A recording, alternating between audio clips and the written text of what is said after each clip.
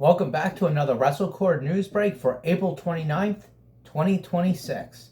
I'm Ryan here, and let's talk about what happened on NXT last night. We had two big debuts.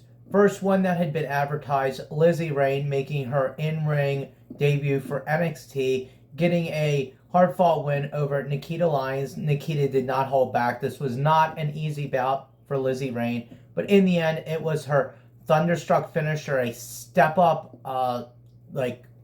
sidekick. And she got a huge reaction from the crowd here. It seemed like a great debut for her on the NXT roster. Then also, even bigger news coming out of this NXT. We had the debut, former IWGP Heavyweight Champion, Evil, confronting the NXT Champion, Tony D'Angelo. He handed him a I don't know what to describe it. It looked essentially like a flag wrapped, and presented that to him before facing him eye to eye and then getting out of there. I thought it was interesting that with this American audience in NXT, we did get a bunch of Evil chants right before Evil actually he came down to the ring, cloaked in a hood. Right before he was able to pull that hood off, we did get a bunch of Evil chants. So it looks like they're putting him right up in the top of the NXT roster, which is certainly a good place for him. I know I personally was very confused when I saw that he had debuted on NXT. I wasn't sure why they would have him debut on NXT instead of the main roster. But it seems, as reported by Corey Hayes of BodySlam.net, that Evil himself did request to start in NXT.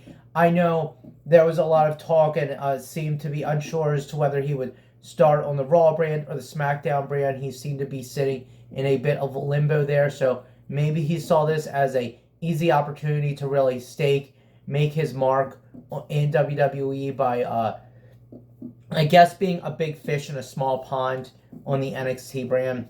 More results coming out from that NXT show. We had the North American title on the line, the champion Miles Bourne getting a win over Saqueen Sugars. We also had in tag action, EK Prosper and Sean Legacy getting a win over Birthrights, Channing Lorenzo and Uriah Honors. Also, Kaylani Jordan defeated Ren Sinclair. And in the main event of that show, we had Shiloh Hill getting a huge upset win over Ricky Saints. This happened, Ricky went outside of the ring, decided to get a chair. He was really struggling to keep Shiloh Hill down, so he decided to grab a chair. The ref fought with him over the chair. This was enough time for Shiloh to come in and hit a kick. The chair fell to the mat. Shiloh followed that up with a drop toe hold. Ricky face plants into the chair. Then he hits the Whisper to the Beast neckbreaker for the finish. Shiloh upsetting Ricky Saints. Pretty big move. It seemed like Ricky Saints is definitely destined for the main roster, but that has yet to happen. So, interesting to see if this might be the siren call, the curtain call here for Ricky Saints. And then, also on to some news that we've been covering all week, like pretty much every wrestling news outlet has. All the firings from WWE, one of those big names being let go, Kairi Sane, who is currently involved in the storyline between Io Sky and Asuka. She finally made some public statements on Twitter, X, if you will. What she had to say was, what I can say is, I know there's been a lot of speculation, but I truly love this work, my teammates, and my fans. I've never walked away. I've given my all in everything I do. I hope you're all doing well. And she left a little heart emoji. So, I know there's been some rumors about whether she may have asked for her release or if WWE just chose to release her. That doesn't really give a lot of clarity. It seems like maybe she didn't ask for her release with the statement that I've never walked away. But, no way to really confirm that at this point. Also, on a more tragic note, news came out a few days ago about, last week, about a UK wrestling fan who had gone missing. Actually, Natty Neidhart actually tweeted out talking about this. She actually met this fan during WrestleMania weekend. He was in Nevada. His body was then found. It seems that it was found in a motel room. The man, his name Mark Izard, was 43 years old. Like I said, he was in Nevada for the WrestleMania weekend events. His sister did post on Facebook that he passed away on the 18th from what she says is natural causes related to his underlying medical conditions. She would follow that up further with a statement on a GoFundMe page in honor of him. She would write, on Saturday, April 18th, our lives changed forever. Our beloved brother, Mark Izard, passed away in Las Vegas while doing what he loved most, attending WrestleMania weekend. So, very tragic news, very unfortunate, untimely, and for this big wrestling fan. And let's get into some ratings. We had the ratings come out for Collision this past Saturday, the 25th, and they were quite down. Down actually at 16% from the previous weeks, and even down in the 18 to 49 demographic by 37%. This is the lowest since it's been since March 7th Collision. The numbers were 397,000 viewers on TNT.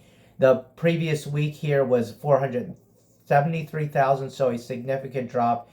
This show did go head-to-head with NBA, NHL, and NHL playoffs going on right now. We had the New York Knicks taking on the Atlanta Hawks, the Nuggets taking on the Timberwolves, and then also on NHL, we had the Penguins taking on the Flyers. So definitely some stiff competition. This was the same night as the White House Correspondent Dinner, which of course became big news based on the shooting incident that happened there. And we touched on some of that over the week, specifically referencing Dana White's comments in that matter. But moving on to some more ratings news, we have WWE SmackDown's rating in for this past Friday, so the 24th of April. That was also down. It did a 2.67 million number on USA Network. That's down 19.8% from the previous week's 1.5 million. And this again went head-to-head with the NFL Draft, NBA, NH, and NHL playoffs. We had on the NHL side the Tampa Bay Lightning taking on the Montreal Canadiens, and then the Golden Nuggets at Utah Mammoth, plus Oilers versus the Ducks. And then in the NBA side of it, we had the Spurs taking on the Trailblazers. So a lot of sports competition going on right now, and it's not surprising that a bunch of these numbers for the wrestling shows have come down a bit.